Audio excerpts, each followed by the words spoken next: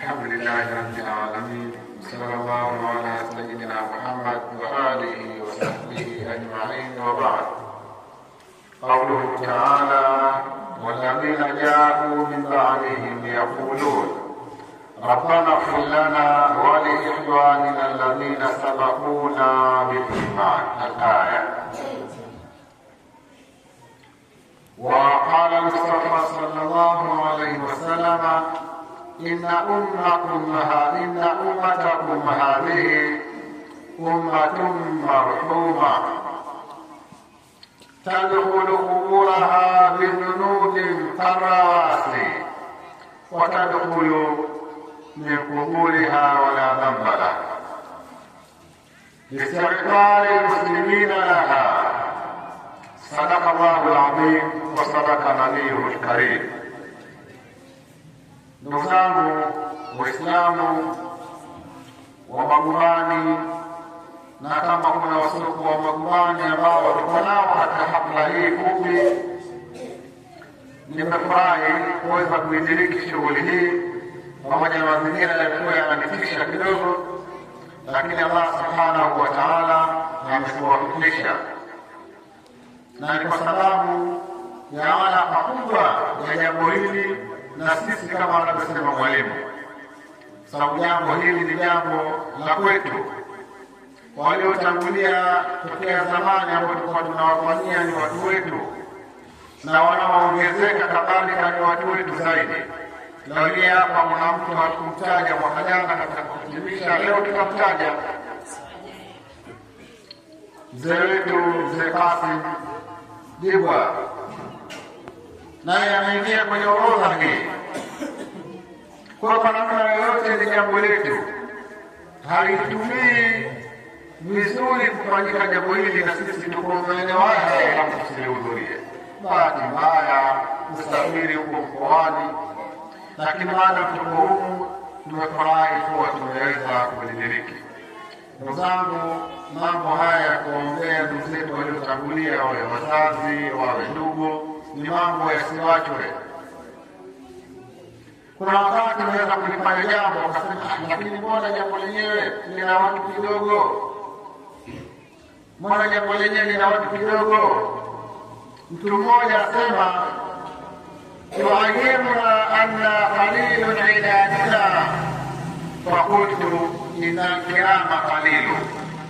Nasema wanakuwa huyo watu wanatukia aibu, yani katika kutukosoa au kutupa aibu kwa malaba hiyo aibu wetu ni kwamba mbona wadogo kidogo, nilivyojiwalijiao vya mwaka huu watu kidogo, sijui hawa ambao wanajifanya za kidogo. Fakultu ina kirama qalilu, watu watukufu mara nyingi wanakuwa wachache. Wamadharana anna qalilu wajaruna, wamadharana anna qalilu wajaruna azizun wajarul akbarina dhalilu. Halikudhuru sisi jambo wakati tukiwa sisi ni kidogo, lakini mdhamini wetu ni aziz. Wajaruna azizu, mdhamini wetu sisi ni aziz, ni mwenye nguvu. Wajarul akbarina dhalilu, lakini mdhamini wa wale wengi ni dhalili. Allah subhanahu wa ta'ala semaje? Inna kaida shaitani kana dhaifa. Ukikuta kama watu wako katika dini yako na ni wengi, kwa sababu tuko wako wengi, lakini angalia kwenye jambo lao wengi wao wakoje. Hii imekaa kwenye kikao cha ndoa ya wazee na kwenye hali nyingine ambazo kwa chache. Sasa swala ya ndoa imeingia watu 6, alasiri imeingia watu 7, mji una watu 15 wa dunia. Ukasema mbona tuswali 6 tu? Lakini je, nyinyi mnaoswali 6 mko chini ya nani? Wajaruna azizu wajarul akbarina dhalilu, mdhamini wa wale wengi ni dhalili. Inna kaida shaitani kana dhaifa, liya mbinu kitimbi cha shaitani ni dhaifu, nyonge kama kitimbi chake, ila yake mbinu yake nyonge, yeye mwenyewe ikoje? Na kwenye mdhamini wa wengi, kwenye ngoma mdhamini wao ni shaitani, kwenye riba mdhamini wao ni shaitani. Ita kikao cha madrasa utapata wazazi 3, ita kikao cha Kigoma utapata wazazi 40. kwa sababu wale wanamdhamini wao. Na wewe kwenye darasa, kwenye kikao cha madrasa, wanamdhamini wako wewe na hao watu watatu kwenye kikao, kwenye mikakati yenu endeleeni. Kwa sababu gani? Wajaru na azizu wajaru al-akharina dhalilu. Hiyo siku sasa ya kudhihiri kwamba huyu kweli ndio mtukufu mdhamini wetu na huyu mdhamini wetu ni dhalifu, ikifika ndio watakuja kujua kwamba kina nani. Fasayalamuna man Allahu nasira wa aqallu adada. Ni sisi tuliokuwa tukikaa kikao watu watatu ndio aqallu adada, au ni sisi ambao tulikuwa tunakaa watu 50 ndio wengi? Kwa sisi tukifanya jambo letu kama hili, tusiangalie kwamba mbona jambo lenyewe lina watu kidogo, tuitakidi kwamba sisi ni bora kuliko wengi wote ambao hawakuhudhuria katika mahali kama hapo. Ndugu zangu, maneno ya Mtume Allah subhanahu wa ta'ala kwanza anatuambia katika watu wamegawanyika katika ubora, akawataja kwanza ni wa muhajir, kisha akawataja ansar, kisha akawataja watu wenye tabia ya kuwaombea wenzao dua. Na Mtume sallallahu alaihi wasallam katika munasaba huo akasema, umma huu wa Muhammadi ni umma ulioelemewa, unaingia katika makaburi kwa Ramadhani. Katika riwaya nyingine madhambi yake kama majabali, kama milima, bidhununi karawati, kama milima mikubwa. Lakini umma huo unatoka katika makaburi yake wala dhambala, hauna dhambi hata moja. Umma hakuna kitu kingine jamani. Umma ni wewe na mimi na wale ambao tumeshawazika, ndio umma. Kwa hiyo mimi naweza kuingia kaburini na madhambi nikatoka sina dhambi, na wewe ukaingia kaburini na madhambi ukatoka kuna madhambi, na yule ambaye kashaingia atakuwa ameingia na madhambi na atatoka bila madhambi. Lakini kwa sababu gani? Nisirifani muslimina laha, kwa sababu wewe ukitangulia kunyuma kuna Waislamu wengine kama sisi hivi tunakutakia msamaha, na sisi tukiondoka kuna Waislamu wengine watabaki watakutakia msamaha. Kwa hiyo mpaka ikifika siku ya Kiyama tunatoka wote tukiwa hatuna madhambi.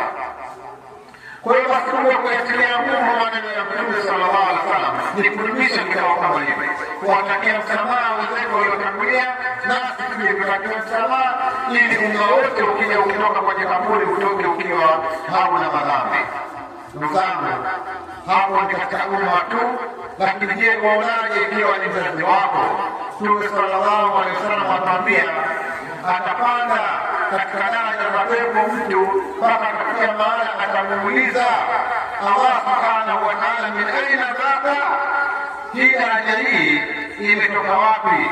Wakati mimi najijua amali zangu, swala zangu zilikuwa za kukatakata, mambo yangu yalikuwa hasina uwezo wa kutoa sadaka, sina hili na lile. Leo ilikuwa niko hapa kweli hapa kwangu, jamani yangu yakosea, sikateka mahali kwetu tukatolewa. Ambiwa hapa nipo lisirifani wala nikalaka. Wewe umefika hapa kwa sababu ya kutakia msamaha mtoto wako.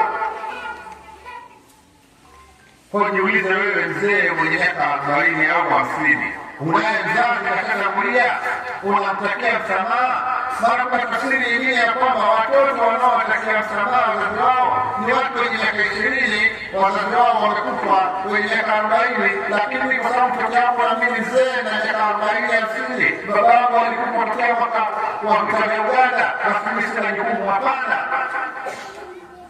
Yule mzee wako ambaye ulimzika miaka na miaka na wewe mwenyewe uko duniani bado ni mzee, mtakie msamaha mzee wako kabla hujaondoka, kwa namna yoyote ya kukusanya watu, ya peke yako, lakini mtani.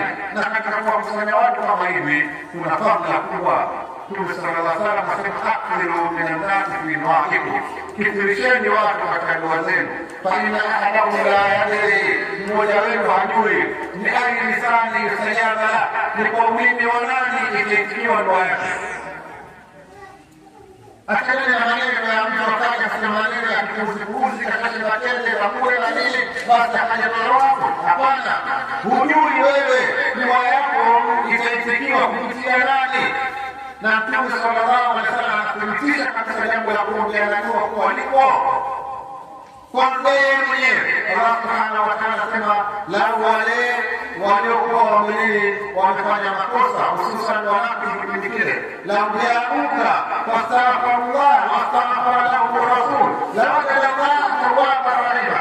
Walikuja wale ambao wamekosea kisha wakamtaka msamaha alafu wastaghfara lahu rasul, mtume naye akawatakia msamaha. Wakati gani? Ni wazi kwamba kumbe kuna kuombeana dua. Yeye anamtakia msamaha Mungu na anapotakiwa msamaha. Na Mtume sallallahu alaihi wasallam wako watu waliwahi kushuhudia mkikutana na fulani na mgeni aombe dua. Lakini hata watu kwa majina pia amesema ila kitu kujali. Mkikutana na watu waliokwenda kazi, waambieni waombe dua kwa innahu qarib wahid. Hawa wametoka huko karibu yani wamerudi karibuni kutoka katika nini? Kusamehewa madhambi. Waambieni waombe dua. Haya maneno Mtume anaagiza kwamba ukimkuta haji, ukimpokea msanii leo kumaliza kwamba niombe dua, uombe dua. Kwa hiyo haya maneno ya kuzungumza kwa anajua ule anayechania hawa watu roho zao sio nzuri na ule mipango maalum. Lakini tuombeeni dua ndugu zetu, tuombeeni dua wazazi wetu. Haya mambo yanafaa kwao na kwetu. Kwa upande wa kwao ni kusamehewa madhambi na kama yashakufika watapandishwa daraja. Kwa upande wetu ni kujikinga na madhara mengi. Miongoni mwa haya ni hilo linalochangisha watu. Mtu anatanga huko aenda popote, aingia popote kwa yoyote kwa kutafuta nini? Ugali. Mtume sana kama idha taraka rajul du'a liwalidayhi fa innahu yaqatu anhu rizq. Mtu akaacha kuwaombea dua wazazi wake, miongoni mwa jambo kubwa la mwanzo kukutana nalo ni kupatiwa na riziki yake.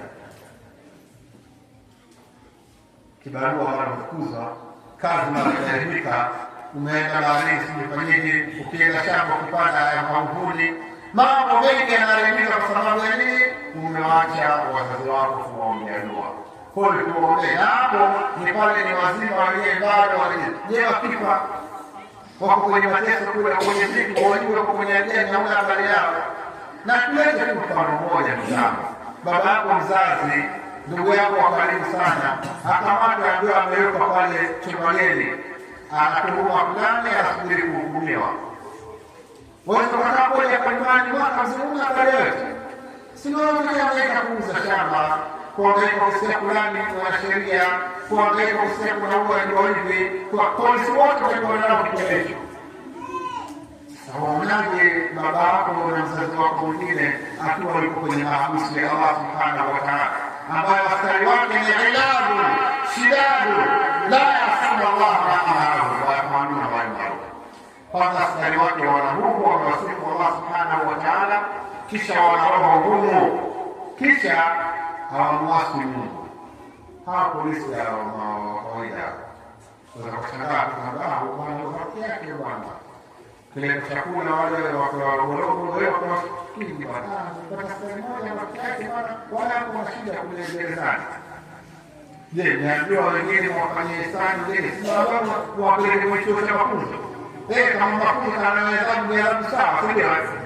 Lakini kwa sababu ni binadamu hawa, roho zao zina majimaji, malaika hawako hivyo. Wakiambiwa khudhuhu fakulluhu thumma al-jahima salluhu, wao wanakufanya hivyo. Hawa ndio wamemkamata mzazi wako, hawa ndio wamemkamata ndugu yako, wako naye kule. Halafu umekinai? Hapana. Tuwaombee wazazi wetu kila mwaka kama hivi, na baada ya mwaka katikati tunakazini kuwaombea kila siku mpaka mwaka kufika kama hivi tunawaombea tena, laala Mwenyezi Mungu akawasamehe na akaweka katika nafasi ya kuwaridhisha wao na sisi. Kwa kuelekea kwa nafasi ya maneno na kufuata kwa mazuri wa tamani wa billahi tawfiq wa salamu alaykum wa rahmatullahi wa barakatuh.